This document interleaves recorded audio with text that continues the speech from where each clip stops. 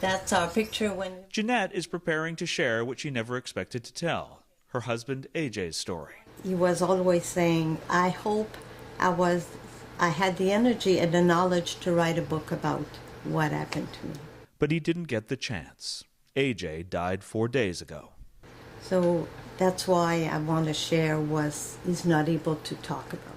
The story begins when Jeanette was going through some papers and saw a birth certificate with an unfamiliar name, Kenneth McIntosh, a document that AJ said his parents first showed him at 13. They told me they adopted him, but they didn't really want him. She says AJ left home at 16, but didn't really start looking for his birth mother until his 40s, when Jeanette suggested they write to the address on his birth certificate in Scotland. And somebody finally phoned us, and they say, we are really sorry we opened the letter, but it's no house anymore. What was once a house was now a park, they said, before offering to tell the local paper about the search.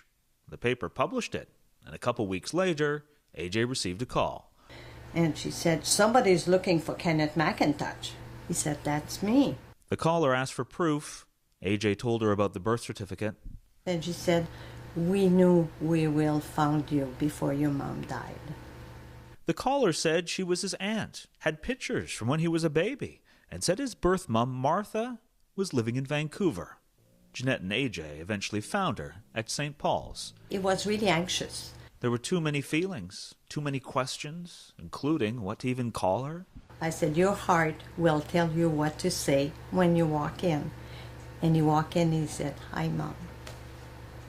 Although they hadn't seen each other in almost 50 years, Jeanette says they connected immediately. The room even light up. It was unbelievable. But the most unbelievable moment of all was when AJ's mom said she hadn't put him up for adoption. She said he'd been kidnapped. He was kidnapped because she told us all the detail.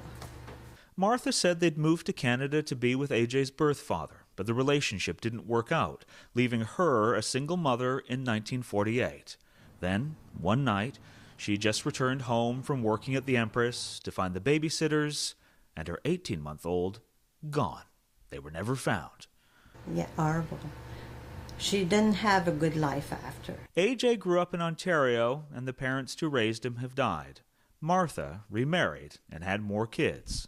And she always said to the kids, you have a brother somewhere. One day we'll find him. And these pictures are from the night they finally met him. They have the same habit, same nose, same finger, same of everything. It couldn't have gone better, Jeanette says. Her husband finally found what he had always felt was missing. And he came home and he said, I have a family. I have brother and sister. AJ spent the next 25 years loving and being loved by his family. And Jeanette says that's why he wanted to share his story, to inspire others to keep their hope alive. You know, love is there somewhere. Don't give up. Don't ever give up. Adam Sawatsky, CTV News, Colwood.